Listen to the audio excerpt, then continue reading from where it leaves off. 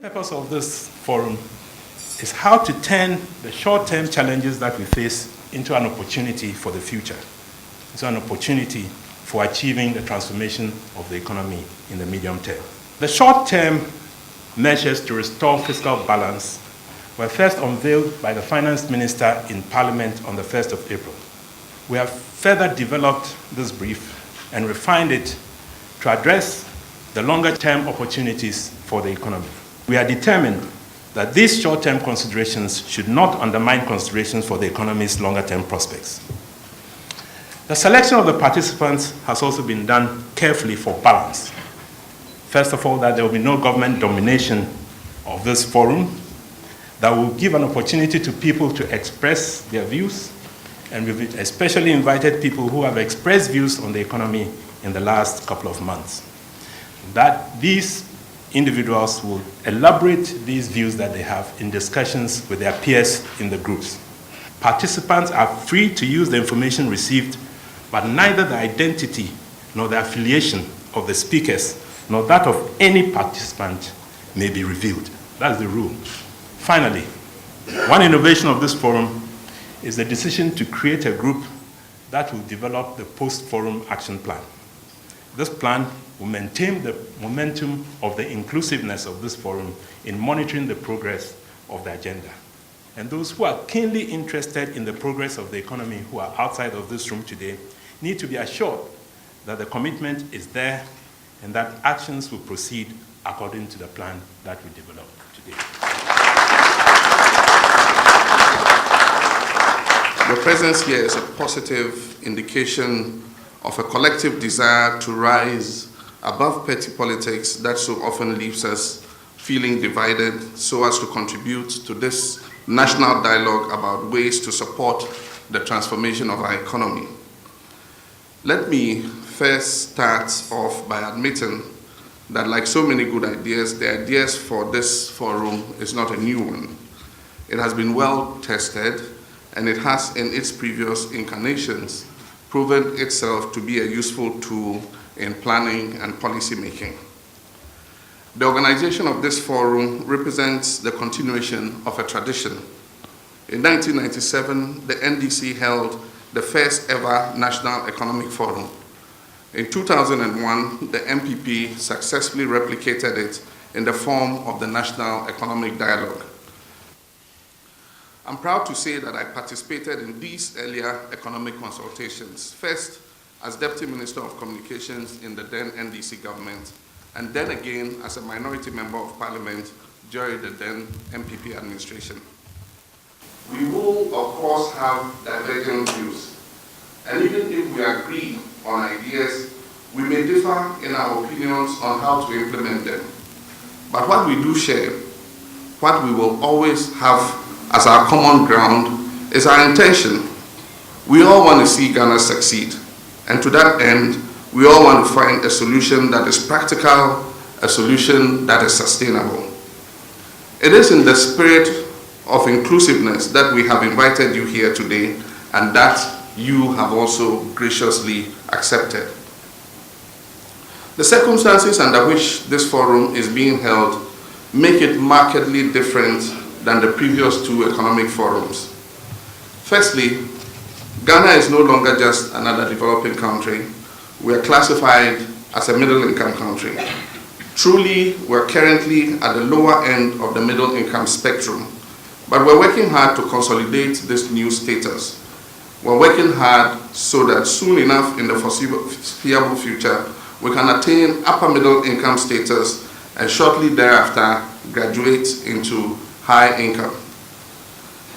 Secondly, we're in the midst of overcoming various challenges associated with this new national income status, while at the same time striving to develop the institutions that would enable us grow and transform our economy at this time of great volatility and uncertainty in the global economy. Three aspects of these challenges to which I've referred have remained particularly persistent over time. These are: one, the rising debt levels as well as the associated burden of servicing them. Two, the disproportionate amount of government revenue that goes into the payment of salaries and benefits of the public sector, workers and pensioners. And 3, the resultant high budget deficits. Every government that Ghana has had over the course of the last decade has had to confront some of these challenges. This alone implies that the challenges are of a complex origin, that they are structural problems that have taken years, in some cases decades, to manifest. It implies that they will require the sort of solutions that we have gathered here today to create. Solutions that have been subjected to the scrutiny of many. Solutions that have been shaped by the voices, the hands, and the visions of many. My fellow Ghanaians, as you approach your discussion, I want you to bear in mind that despite these challenges, we've managed to steer the economy to some of its highest growth rates on record. In 2013, growth was a respectable 7.1%. That same year, the growth rate for the world economy was 3.0%. The growth rate for emerging economies was 4.7%. The growth rate for sub-Saharan Africa average was 4.9%. And the growth rate for the advanced economies averagely was 1.3%. In the medium to long term, we expect to raise this to an average annual growth rate that is above 8%. 2013 growth of 7.1% is impressive against a backdrop of reduced commodity prices for our major exports, gold and cocoa, and an energy crisis that was triggered by a disruption of gas supplies from the West African gas pipeline. As a government, we have done and will continue to do our best to deal with the aforementioned challenges. Some of the measures that we have adopted have imposed unintended hardships, but these hardships are temporary and will not last beyond the short term. Already the positive results are beginning to show in the form of a slowdown in the growth of the wage bill and other indicators against the background of a relatively strong economic growth.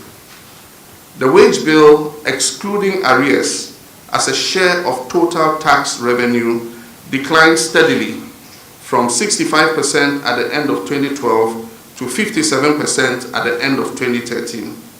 We are, however, still far from achieving the target spelled out in the West African Monetary Union Convergence criteria of 35%. In August 2013, government hosted a forum for all key stakeholders in Ho in the Volta region to deliberate on strategies for sanitizing the wage bill in order to free resources for other critical investments, such as education, health, and infrastructure.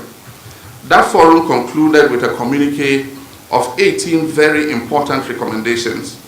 And among those recommendations were the following. Firstly, that to ensure the sustainability of the single spine pay policy, expenditure on personal emoluments should be subject to the overall budgetary constraints of government. This requires that government and organized labor should meet periodically to review the single spine pay policy and its implications for the short, medium, and long-term conditions of government's finances. Secondly, that there is a need to remove wastage and seepage in public pay administration, including having a human capital database linked to the payroll as a way of ensuring that all ghost names are permanently removed from the system. And as I announced on May Day, we are about to embark on a vigorous exercise to discover and remove ghost names and to severely sanction any persons responsible for the insertion of such names. Thirdly, that pay should be linked to work and productivity in the public sector based on target setting and performance. And fourthly, that the relevant agencies should develop a national productivity policy with indicators to guide public sector service pay administration.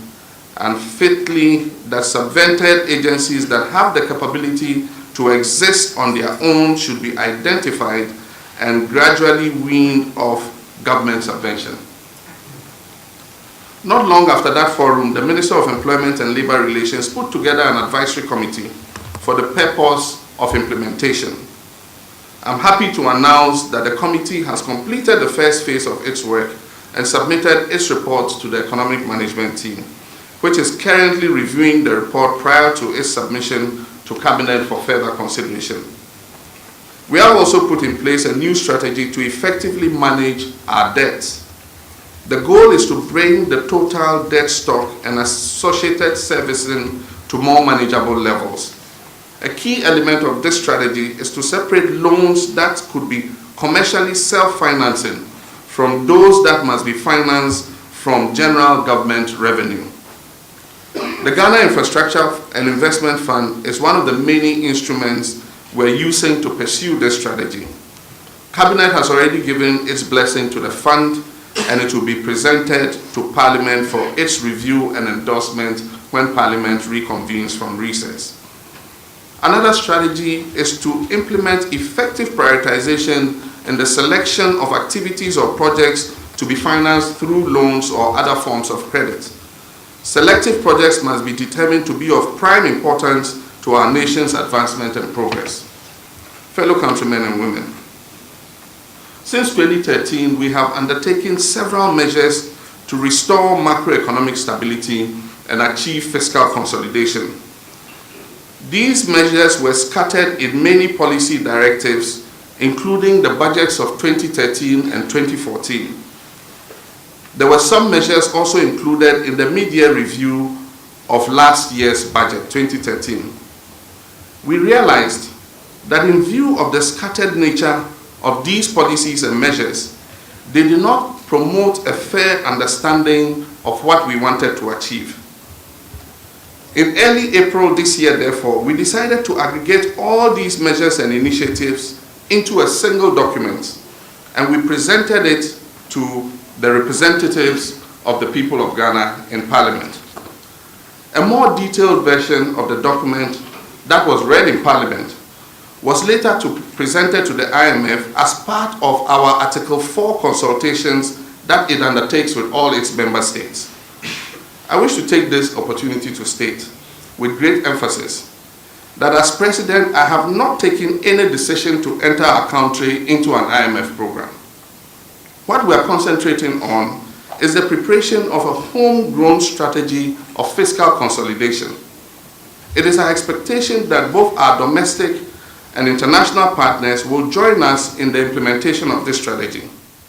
The briefs that were presented to Parliament and then later to the IMF under our Article 4 consultation represent work in progress and will be finalized through broad consultations, such as the forum we are holding here today.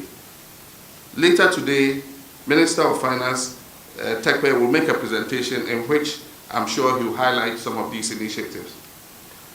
It is a tragedy of our very polluted and extremely partisan political environment that such a simple misunderstanding of the relevance of this innocuous document should become the basis for a major political player to stay away from this all-important exercise.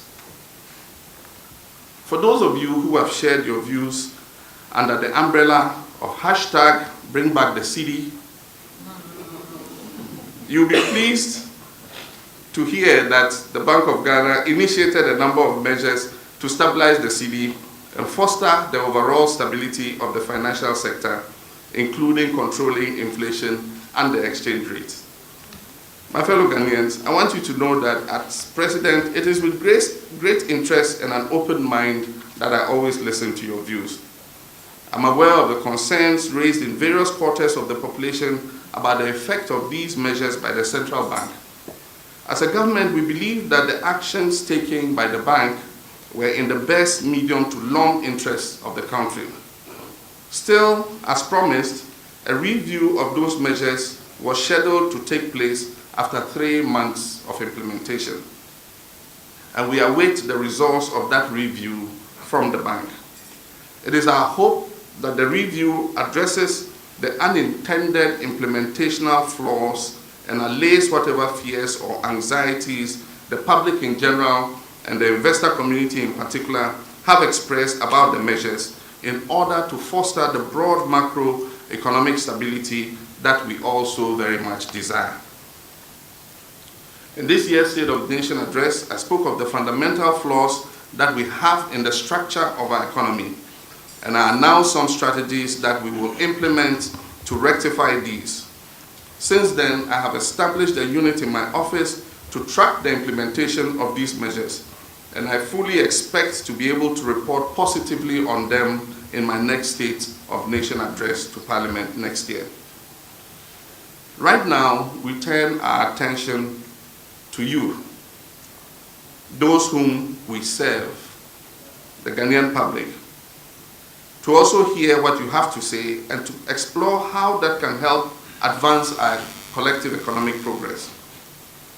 The voices of those that represent businesses, non-governmental organizations, professional associations, academia, traditional leaders, and the many other segments of our total population. Over the course of the next 4 days, we expect to tackle some of the challenges that have defied successive governments over the past decade, be they NDC or NPP. Every government, for example, has succeeded to various degrees in attaining macroeconomic stability. But as of now, none has been successful in finding a way to permanently sustain it. Indeed, every government has left office with a less than desirable macroeconomic situation. And the government that has succeeded it has then had to spend the next 1 or 2 years to bring the economy back from the brink. It is a vicious cycle that we must break. It is clear that we know how to attain it, but now we must learn to sustain it.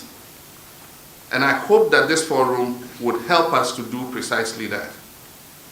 But as important as the macroeconomy is, we must also look at the bigger economic picture and devote a fair amount of time to the other side of the economy, namely the micro or productive sector, because that is where the action is.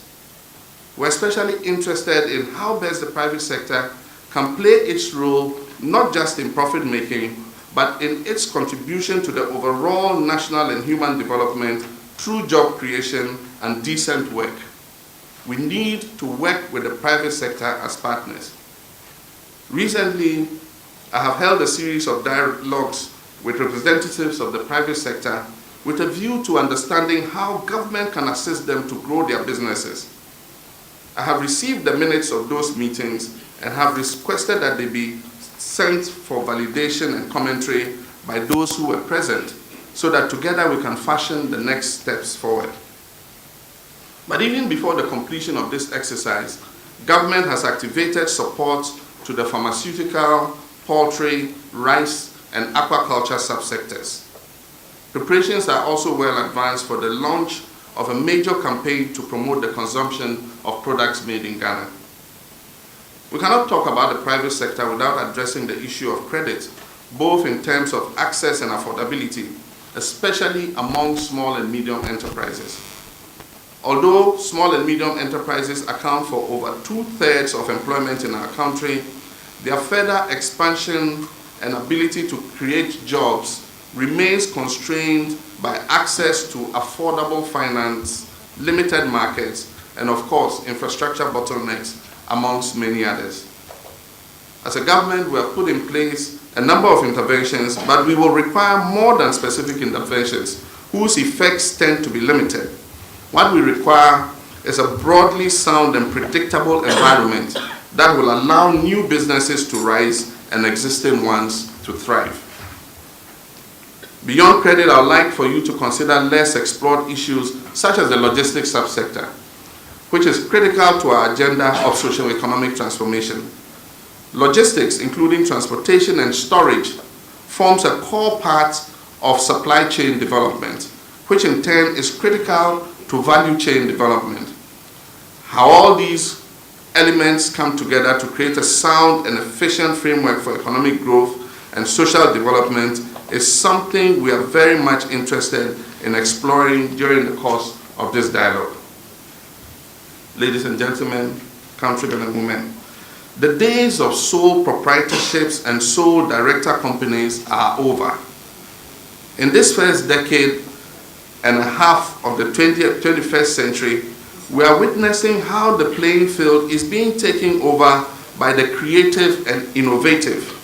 and how it is being redefined by cross-fertilization through joint ventures, mergers, takeovers, public listings, and such others. The Ghanaian private sector must be bold and adventurous. Now is the time. We must enter into partnerships, if need be, to raise the capital and acquire whatever expertise we do not possess in order to grow our businesses. We must be willing to take risks.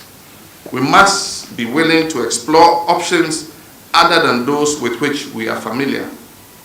My fellow Ghanaians, we look to you to work with us in the spirit of nationalism and patriotism to collectively identify some of these options. We look to you in carrying out your deliberations to take a critical and deeper look at the statistics with which we have become increasingly familiar, because at first glance they may sometimes only tell a portion of a more complex story. And allow me to share this example with you. In recent times, thanks to the tireless efforts of our farmers, we've been fortunate enough to have cocoa production rise steadily to record levels, averaging at least 850,000 tons a year. This is nearly 40% higher than the 581,000 tons we produced in 1965, which at the time was considered a record. However, in per capita terms, cocoa output in recent times, the 850,000, amounts to only 33 kilos per capita per Ghanaian, compared to 75 kilos per capita per Ghanaian in 1965 with the 581 million tons. If you therefore concentrated on the statistics only in respect of the tonnage, you would see a dramatic increase in production. But if you look per capita, our production per capita is lower because of increased population. Indeed, since 1984, real cocoa prices on the world market have been declining by an average of over 1% per year. If ever there were a case for us to diversify our economy and add more value to our primary commodities, this should be it. But let me state clearly, and to assure our farmers in particular, that diversification does not mean that we will leave them and others behind. In fact, diversification and industrialization offer us a unique opportunity to make optimal use of primary commodities like cocoa. This will not only raise the incomes of farmers, but will also create employment, and by so doing, help raise the national income and therefore reduce poverty. But in order to attain and sustain these goals, we need a roadmap. My fellow citizens, your presence here today will enable us to work together towards the creation of such a map. As I've already noted, we have begun a lot of work in this regard, but we believe that this is the time for us to create a platform that is non-partisan. It is time for us as a government to create a specific space within which the people of Ghana can address us and address each other. It is a space, a platform for you to share your views, experiences, and your aspirations on the direction of economic policy. This is the time for us to come together. It's a time for us to work together. These are challenging times, but we have gone through times that were even more challenging than these, and we have survived. These are also promising times, and I have every faith that together we will emerge from these challenges more victorious. We will emerge from these challenges stronger and better. We will attain the success that we seek, and in so doing, we will find the means to sustain that success. And I believe that Ghana will be a more prosperous nation. My fellow citizens, I thank you again for your presence and your participation, and I wish you fruitful deliberation, and I look forward to meeting you again at the end of this conference. May God bless you, and may God bless our homeland, Ghana.